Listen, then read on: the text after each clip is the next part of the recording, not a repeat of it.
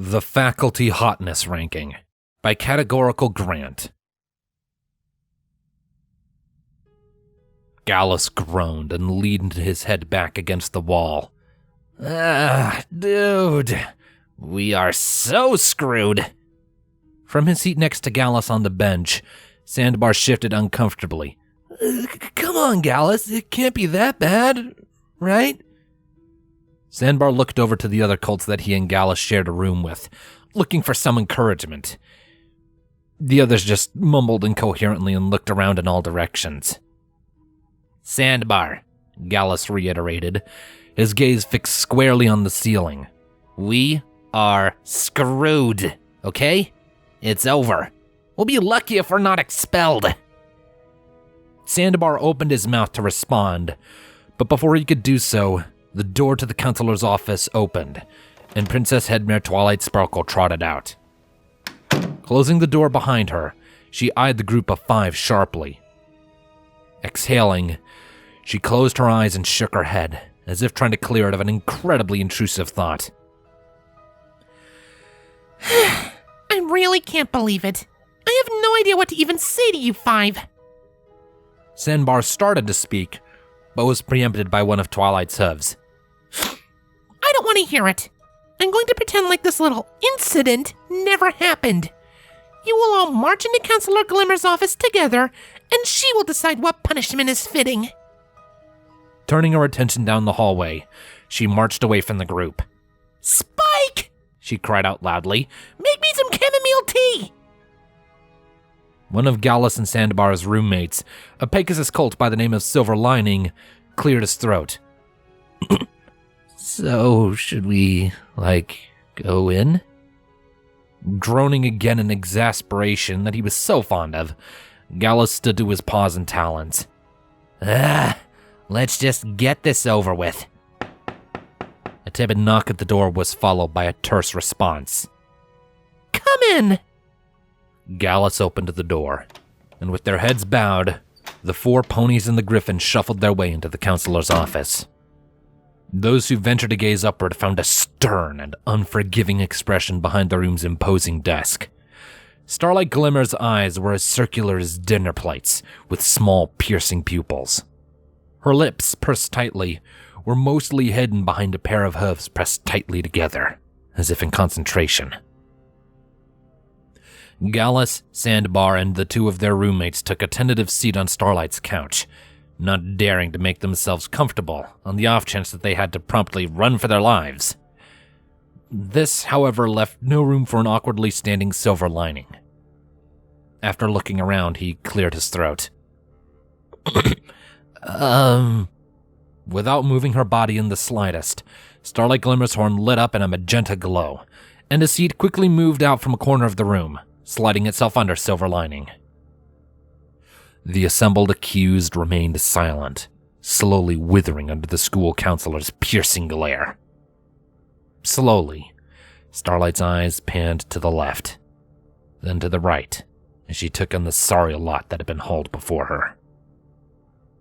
The first sound the students heard from Starlight was a long, sharp exhalation coming from her nostrils. When it ended, Starlight moved her body for the first time since they had entered, lowering her hooves down to their desk.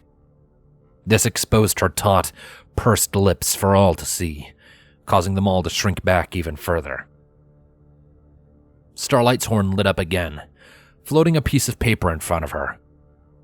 It remained there for several seconds, blocking her face from view. Then she floated it to the side and scanned the students again. Her eyes settled on Sandbar. Sandbar? She began, her voice calm and far too cold for comfort. Why don't you read the title of this page out loud for us? Sandbar swallowed a lump that had formed in his throat as the paper floated over to him. Reaching out with a shaking hoof, he nabbed it out of the air. He hesitated for a moment. Go on. Sandbar cleared his throat again. The official School of Friendship Faculty Hotness ranking. Starlight nabbed the page with her magic again. The official School of Friendship Faculty Hotness ranking, she repeated, emphasizing each word. Her eyes snapped to focus on Gallus. Gallus, She continued, floating the page over to him. why don't you read this official ranking out loud for the rest of us? A chill ran down Gallus's spine, causing him to convulse strangely. I'd rather not. Read it. Starlight ordered, her voice taking on a dark, authoritarian air. Gallus's talons shook as he brought the paper to his face.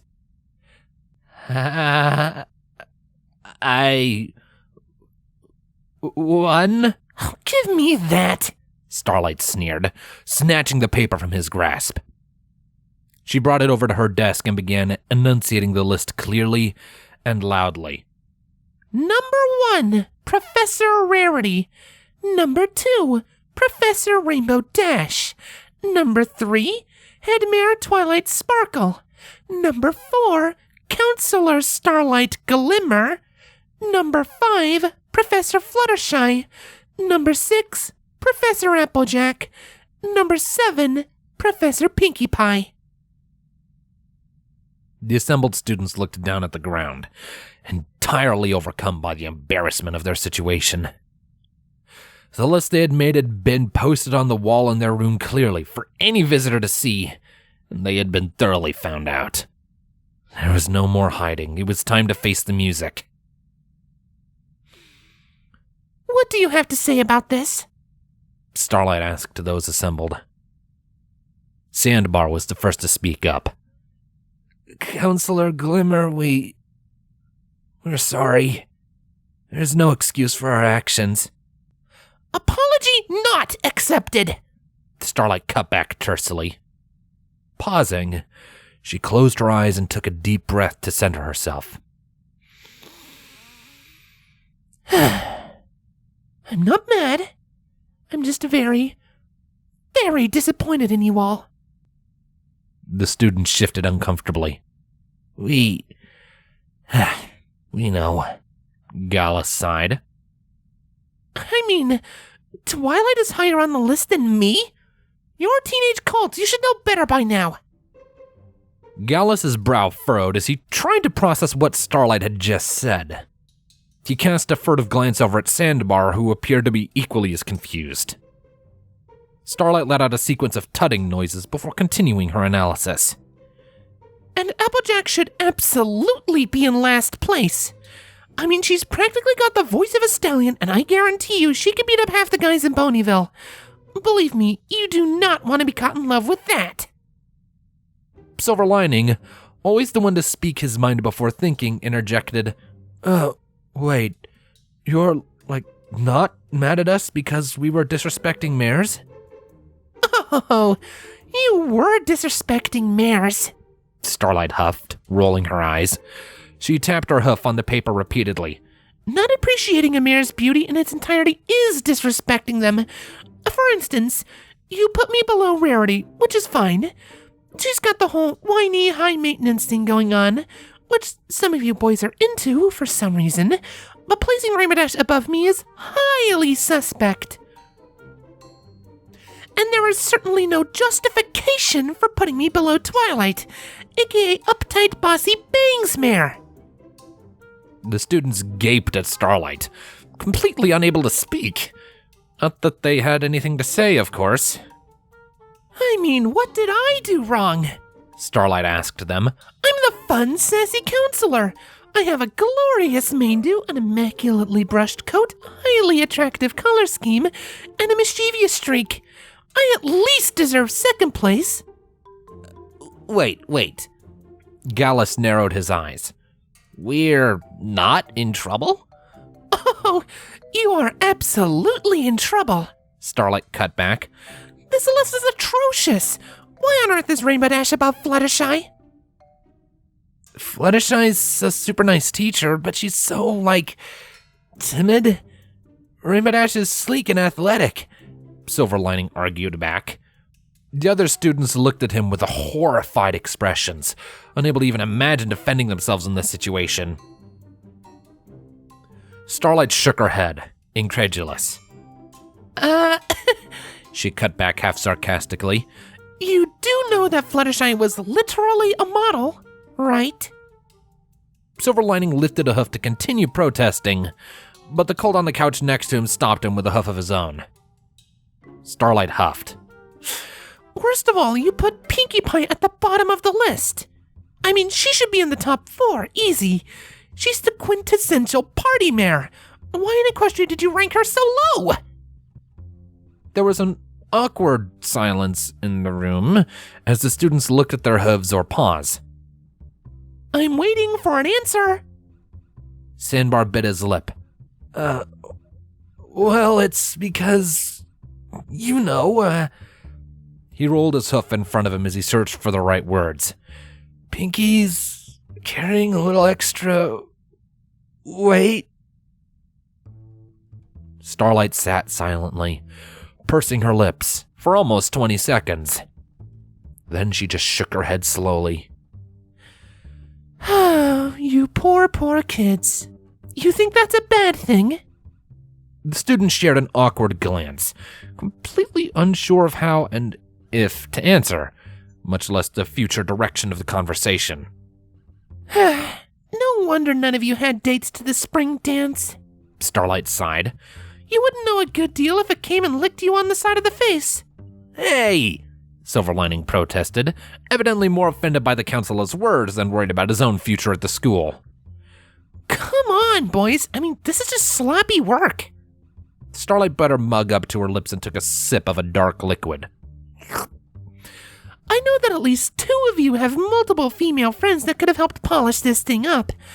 I guarantee you that if I went to the other boys' dorm rooms, their lists would be far more believable. I'm not really sure what's going on anymore, Gala stated plainly. Miss Glimmer, can I ask a few questions? Shoot, Starlight said. So, first off, you're not mad that we made the list in the first place? Of course not. Who do you think I am, Twilight? Starlight narrowed her eyes. Don't answer that. According to the list, you evidently think I'm worse than some uptight bangs-wearing she-devil. Okay, Gallus responded, blinking rapidly. But we are still in trouble. Yes. Because we didn't say you were hot enough? Because your whole list is just garbage and offensive to hot mares everywhere, including me, yes. I can feel the side of my face, Sandbar half slurred. Am I having a stroke? No, Starlight Glimmer sighed, rising to her hooves and pacing around the group. I have been placed in charge of your punishment. I'll give you 2 options. I know that Twilight has already seen your list, but the others haven't. Option 1 is to show the list to them. No! The 5 students cried simultaneously, their bodies jerking as they launched into fight-or-flight positions. So that they can laugh at your terrible reasoning and childish analysis. What's option 2? Gallus gasped. Please tell us option 2. Option 2 is that you won't get an in-school suspension this weekend. You'll be grounded in your quarters until you can show me a hotness list that is remotely believable, complete with a 2,000-word essay explaining your rationale. Each. The shoulders of the students collapsed as they groaned. One by one, they muttered their quiet acceptance. Those are my students, Starlight declared, the slightest hint of pride seeping into her words. Now go to your rooms and get to work. Now. If I hear you went off campus before you submit your assignment, I'll have Rainbow Dash personally find each of you and dish out her own punishment. Grumbling, but with their ears plastered to the sides of their heads, the students trudged out of the room. After the last one left, Starlight groaned and rolled her eyes, shaking her head in disbelief. Trotting back over to her desk, she took a seat in her imposing chair and kicked her hooves up on the desktop. Her horn lit up, busting out a pack of Polaroids from a drawer nearby.